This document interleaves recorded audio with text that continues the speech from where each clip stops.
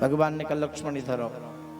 बोलो प्रभु, आपसे तो जनक ने कहा नहीं। उन राजाओं से कहा जिन्होंने धनुष तोड़ने को गए, बल त्यागा और बैठ गए। श्रीहत भय हार ही राजा। लक्ष्मण जी बोले प्रभु हमने जनक के ऊपर क्रोध भी नहीं किया। अच्छा, और अच्छी बात एक देखो, लक्ष्मण जी ने जनक जी को डांटा, इतना डांटा, और सबसे ज्यादा प्रसन्नता जानकी जी को हुई। पढ़ो आप उस प्रसंग को। सिए ही हरस जनक सकुचाने। लक्ष्मण जी जनक जी को जितना टाइट बोल रहे थे उतनी किशोर जी प्रसन्न हो रही थी। वैसे तो दूल्हा का छोटा भाई दुल्हन के बाप से कुछ कहे तो लड़की कहती अच्छा हमारे पापा जी से ऐसे बोलते हो, कचहरी लगा देगी वो। हाँ, ऐसा मत समझ लेना। लेकिन जानकी जी को बहुत अच्छा लगा जब लक्ष्मण जी ने जनक जी को उल्टा सीधा बोला। अभी अंदर की बात है, बाद में बताई जाएगी, अभी सब कुछ नहीं बताना है। और लक्ष्मण जी ने कहा प्रभु हमने जनक के वचन पर बिल्कुल क्रोध नहीं आया। फिर क्रोध किस पे आया? हम लक्ष्मण जी बोले हमने देखा इस समाज में दो नहीं हिल रहे हैं। वो कौन? बोले एक धनुष नहीं हिल रहा। डगे न शंभु सरासन कैसे, कामी बचन सती मन जैसे। धनुष नहीं हिल रहा, दूसरे आप नहीं हिल रहे, शांत बैठे। उदित उदय गिरि मंच पर रघुबर बाल पतंग।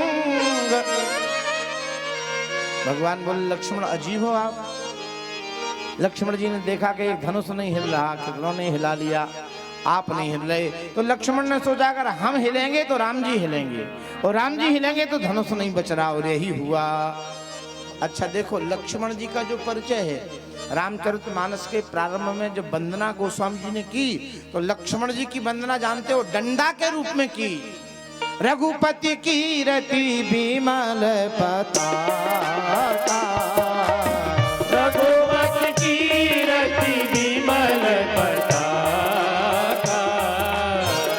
दंड समान भयउ जस जाका, दंड समान भयउ जस जाका। रघुनाथ जी की कीर्ति पताका कथा, और लक्ष्मण जी डंडा, राम जी झंडा। रघुपति कीर्ति विमल पताका। रघुनाथ जी की जो कीर्ति है ये पवित्र ध्वजा है, और लक्ष्मण जी डंडा है। अच्छा, झंडा बहुत अच्छा हो, लंबा चौड़ा हो, लेकिन डंडा ना हो तो झंडा का कोई अस्तित्व है क्या? भला बताओ, क्या करेगा झंडा जब डंडा ही नहीं होगा? और डंडा जितना बड़ा होगा झंडा उतना ऊंचा होगा, डंडा जितना मोटा होगा झंडा उतना ही मजबूत होगा। अगर झंडा को हिलाना है तो पहले डंडा हिलाना पड़ेगा, झंडा को झुकाना है तो पहले डंडा झुकाना पड़ेगा। तो लक्ष्मण जी ने कहा प्रभु पहले हम हिलेंगे, हम डंडा हैं और आप झंडा हैं, इसलिए हमने हिलना शुरू। और हुआ भी यही, जैसे ही लक्ष्मण जी बोले वैसे ही विश्वामित्र जी ने पत्रा खोल दिया। क्या बढ़िया समय आ गया। विश्वामित्र समय शुभ जानी।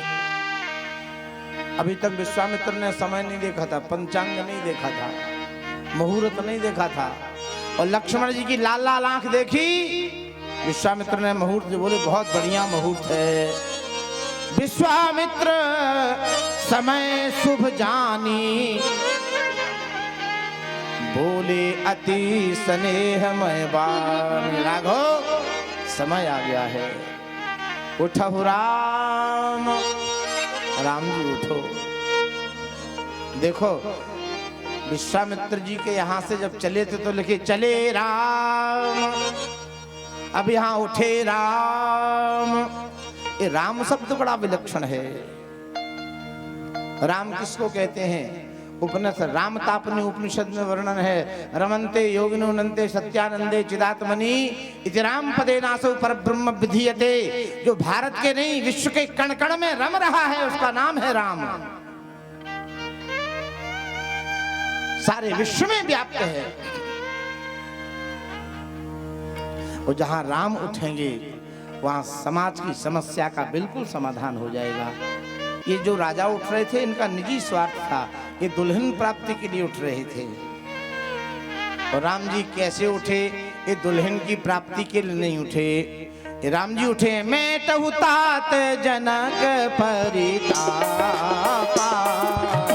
मैं तहु तात जनक परितापा, उठऊ राम भंजऊ भव चापा, उठऊ राम भंजऊ भव चापा। विश्वामित्र जी ने ये नहीं कहा रघुनंदन उठो और जानकी से विवाह करो, नहीं, जानकी से विवाह तो तुम्हारा सदा सदा से है, तुम्हारी है जानकी, कौन ले जा सकता है इनको, जानकी तो आपकी है, लेकिन जो जनक का कष्ट है वो दूर करो राम जी। ये नहीं कहा कि उठो और जानकी का विवाह करो, उठो राम भंजो भव चापा, मैं तहु तात जनक परितापा। राजा लोगों ने जनक का दुख बढ़ा दिया है और बढ़ गया, मरीजे इश्क पे रहमत खुदा की, दर्द बढ़ता ही गया ज्यों ज्यों दवा की,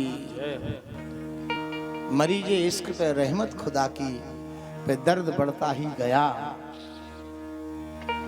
ज्यों ज्यों दवा की। 10,000 राजाओं ने इस एक मरीज को ठीक नहीं कर पाया। मीरा की जब पीर मिटे वेद समरिया हो, एरी में तो प्रेम दीवानी मेरो दर्द न जाने, तेरी में तो प्रेम दीवानी मेरो दर्द न जाने को, तेरी में तो प्रेम दीवानी मेरो दर्द न जाने, ई में तो प्रेम दीवानी मेरो दर्द न जाने को, ई में तो प्रेम दीवानी मेरो दर्द न जाने, मैं अनजानी दर्द दीवानी, मैं अनजानी दरस दीवानी, आगे मैंने बाहो, तेरी मैं तो प्रेम दीवानी मेरो दर्द न जाने को, तेरी मैं तो प्रेम दीवानी मेरो दर्द न जाने को। बाबुल वैद बुलाइया मारी पकड़ दिखाई बाह, मूर्ख वैद मरम नहीं जाने कसक कलेजे मां, एरी में तो प्रेम दीवानी मारो दर्द न जाने, मरीजे इश्क पे रहमत खुदा की। इतने राजा बटोरे थे कि दर्द कम हो जाएगा, लेकिन दर्द बढ़ता ही गया ज्यों ज्यों दवा की। विश्वामित्र ने कहा चिंता मत करो, मैं टहु तात बेटा जनक परितापा, जनक का दुख मिट दो।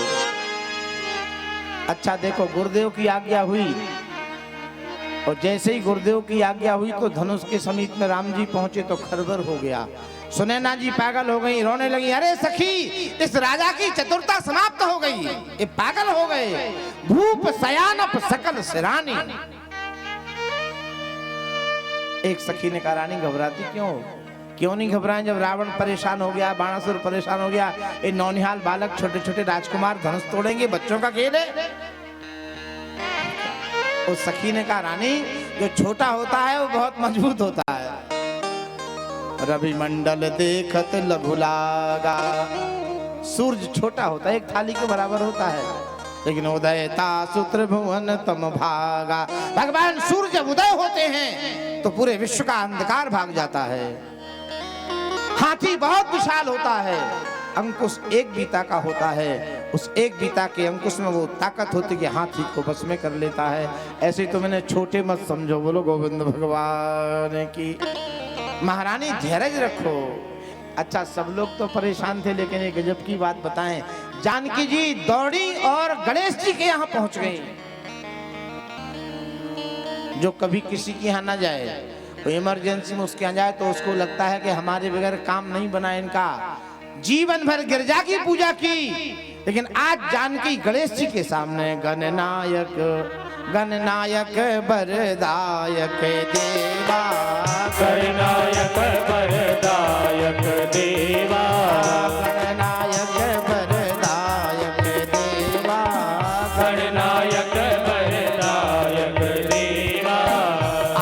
लगेगी तुम सेवा, आज लगेगी तुम सेवा।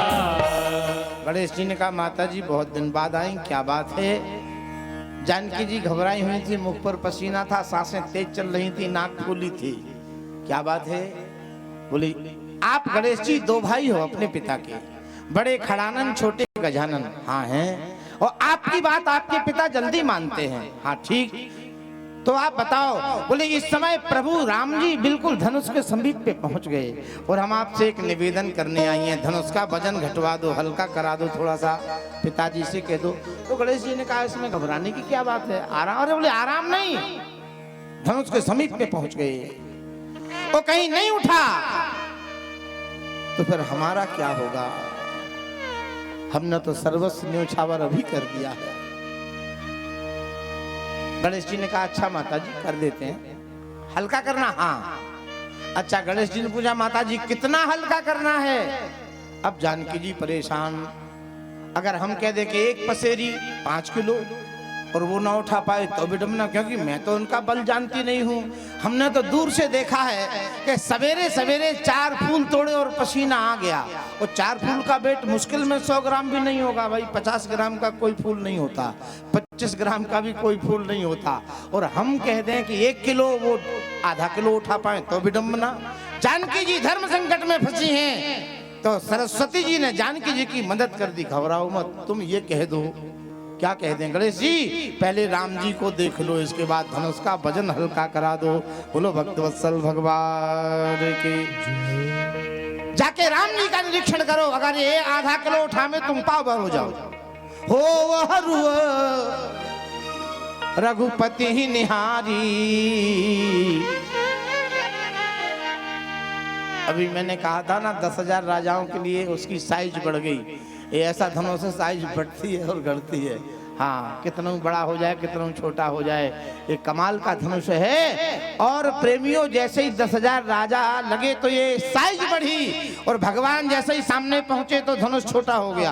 अब मानस में लिखा है, जैसे ही भगवान ने धनुष को देखा तो धनुष ने समझा कि हमारे सामने मोर आ गया।